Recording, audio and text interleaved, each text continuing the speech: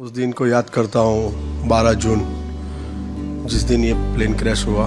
AI-171 Ahmedabad से London जाती हुई एयर इंडिया की फ़्लाइट टेक ऑफ के बाद कुछ ही मिनटों में ध्वस्त हो गई।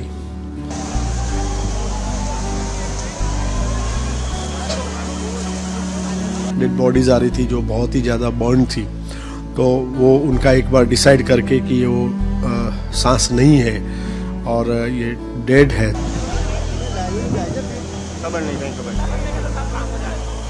DNA सैंपलिंग लेने थे, किसी के ओरल कैविटी से टीथ लेना है या बोन लेना है या टिश्यू लेना है, और दूसरी तरफ कसौटी भवन में रिलेटिव को सांत्वना देना है। साइकेट्रिक सपोर्ट मीन्स कि वो इतने टूट गए थे अचानक से ये जो हादसा हुआ।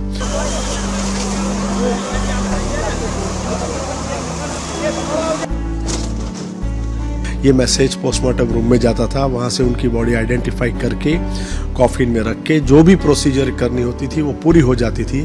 और एक बार वहाँ रेडी हो जाता तब तक उनको यहाँ बैठने के लिए D4 वार्ड बनाया था, जो हम बोलेंगे कि लॉन्ज बनाई थी।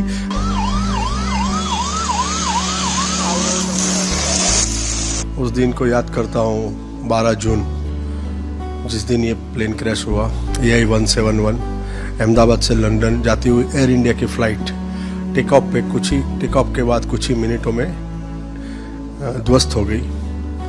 और ये हमारे मेडिकल कॉलेज के स्टूडेंट्स जहाँ रहते हैं उस हॉस्टल के एरिया में, और ख़ास करके वो मैस के एरिया पे गिरी।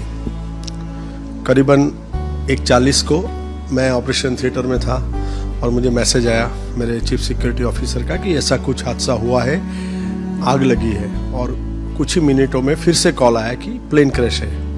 तुरंत दौड़ के हम कैजुअलिटी में आए, बीच में सबको बात की, RMO को बोला कि सारे डॉक्टर्स जो फ्री है उनको कैजुअलिटी में शिफ्ट किया जाए, नर्सिस को शिफ्ट किया जाए, क्लास 4 को शिफ्ट किया जाए, मेडिकल स्टोर को बोला गया जो इमरजेंसी ड्रग्स की रिक्वायरमेंट है वो सारी चीज़ें आप वहाँ शिफ्ट कर दीजिए। क्योंकि हॉस्टल की बात आई, हमको पता नहीं था, इंटरनेशनल फ़्लाइट थी, पता नहीं कितने लोग आएंगे, तो हमको वो इमीडिएटली वो कहते हैं ना कि गोल्डन आवर की एक तैयारी, कि जो दर्दी आते हैं, जो इंजर्ड होते आते हैं, जो सबसे प्रायोरिटी होती है कि उसको आप इमीडिएटली सारवार दो। तो इस हिसाब से हम वहाँ सारे लोग ट्रॉमा में इकट्ठे हुए, टीम्स डिवाइड कर दी गई, जिस हिसाब से हमारे पास 5 से 6 अलग अलग रूम्स एरिया है। उसमें करीबन 40-40 लोगों का एक ग्रुप, जिसमें डॉक्टर, पैरामेडिक्स एंड नर्सिस सबको लगा दिया गया। और कुछ ही मिनटों में जैसे इमरजेंसी आती गई उसको हैंडल करते गए। उस दौरान ऊपर 3 वार्ड भी खुलाए गए कि पता नहीं कितने लोग आएंगे। तो मैं कहूँगा कि पहले घंटे का जो ये प्रायोरिटी था कि जिसके अंदर आने वाले सारे मरीज को ट्रीटमेंट दी जाए, स्टेबलाइज किया जाए, डिसाइड किया जाए कि उनको ICU में रखना है, बर्न्स वार्ड में रखना है या फिर सिंपल वार्ड में रखना है। सारे डॉक्टर्स की टीम ने मिलकर ये एक, मैं कहूँगा कि गोल्डन आवर में बहुत ही एक अच्छा काम किया। 35 मिनट्स के आसपास मैं देखूंगा तो हमारे जो चीफ सेक्रेटरी है, हमारे जो प्रिंसिपल सेक्रेटरी है हेल्थ के, वो doctor mister Dhananjay Dwivedi sir, वो और कमिश्नर सर पहुंच गए। मैं कहूँगा 40-45 मिनट में मिनिस्टर सर भी आ गए। तो सारे लोग की गाइडेंस में ये काम हो रहा था। उसके बाद जब चालू हुए कि सारी डेड बॉडीज आ रही थी जो बहुत ही ज़्यादा बर्न थी, तो वो उनका एक बार डिसाइड करके कि वो सांस नहीं है और ये डेड है। कॉलेज की कसौटी भवन एरिया है जो ग्राउंड फ्लोर पे, वहाँ पर रिलेटिव का एरिया बनाया गया। और इस तरफ जो पोस्टमार्टम रूम की पूरी टीम है उनको और डॉक्टर्स डेप्यूट करके एक, वो कहेंगे ना कि एक बहुत ही बड़ा सेंसिटिव कार्य जो कहेंगे हम पोस्टमार्टम का, वो चालू हुआ। वो करीबन 20 घंटे नॉन स्टॉप करके सारा पोस्टमार्टम किया। उसके साथ साथ उनके जो DNA सैंपलिंग लेने थे, किसी के ओरल कैविटी से टीथ लेना है या बोन लेना है या टिश्यू लेना है, और दूसरी तरफ कसौटी भवन में रिलेटिव को सांत्वना देना है। साइकेट्रिक सपोर्ट मीन्स कि वो इतने टूट गए थे अचानक से ये जो हादसा हुआ, तो उनको संभालने के लिए साइकेट्रिक की टीम पूरी वहाँ थी, काउंसिल कर रहे थे। साथ में सैंपलिंग भी चालू हो गया था कि DNA मैच के बेस पर हमको आइडेंटिफिकेशन करना है। तो वो सैंपलिंग भी हो गया, वहाँ सैंपलिंग हो रहा था, यहाँ पोस्टमार्टम हो रहा था। और ये सारे सैंपल एक टैग करके FSL और NFSU में भेजे गए। इस दौरान जो फिर बाकी का जो टाइम रहा, क्योंकि उसके रिजल्ट आते हुए 48 to 72 आवर्स होते हैं, उसमें ये पूरा SOP डिसाइड किया गया कि किस हिसाब से मृतदेह को अपने स्वजन को दिया जाए, वो भी डिग्निफाइड वे में। जिसका पूरा ध्यान और मलाजा मेंटेन हो, इस हिसाब से वो पूरा SOP डिसाइड किया गया। जैसे ही रिपोर्ट आता था हमारी टीम यहाँ से रिलेटिव को कॉल करती थी और वो अपने टाइम के मुताबिक यहाँ पर आ सकते थे। जैसे हमने कॉल किया कि अपना DNA मैच हो चुका है, आप अपने स्वजन का बॉडी लेने के लिए आ सकते हो, तो वो कॉल पे वो फिर हम यहाँ सिविल हॉस्पिटल सुपरिटेंडेंट ऑफिस के सामने हमने रजिस्ट्रेशन का एक बनाया था, जहाँ वो आते थे और अपने डॉक्यूमेंट्स की खराई करते थे कि अच्छा यही रिलेटिव है और ये इनका जो स्वजन की जो डेथ हुई है वो उनके रिलेशन में है। दोनों का रिलेशन एस्टैब्लिश होने के बाद ये मैसेज पोस्टमार्टम रूम में जाता था, वहाँ से उनकी बॉडी आइडेंटिफाई करके कॉफिन में रख के जो भी प्रोसीजर करनी होती थी वो पूरी हो जाती थी।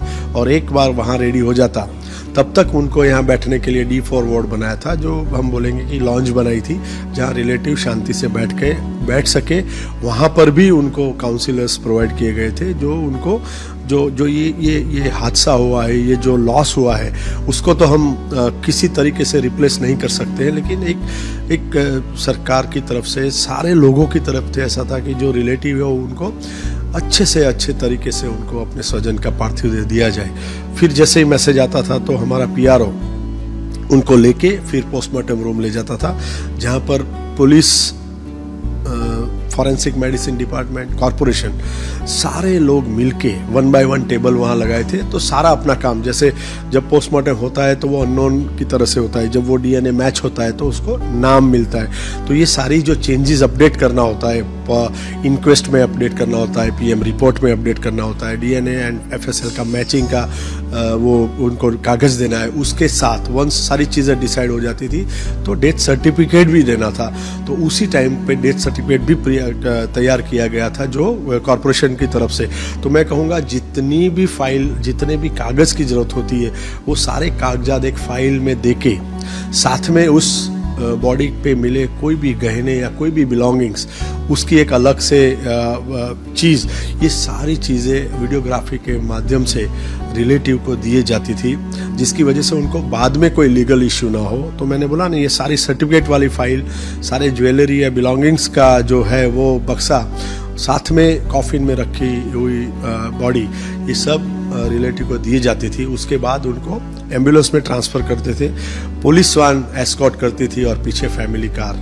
और इस हिसाब से एक डिग्निफाइड वे में मैं कहूँगा कि फुल रिस्पेक्टफुली प्राइवेसी मेंटेन करते हुए उन लोगों को जिसको बाई रोड जाना था उनको, या जिसके एयरपोर्ट से इंटरनेशनल जाना था उनको, वहाँ जाके हमारी टीम छोड़ आती थी। तो इस हिसाब से ये पूरा मैनेजमेंट हुआ, जिसमें मैं कहूँगा कि चीफ मिनिस्टर सर की ऑफिस से लेके हमारे जो आरोग्य मंत्री है और ऋषिकेश पटेल सर एंड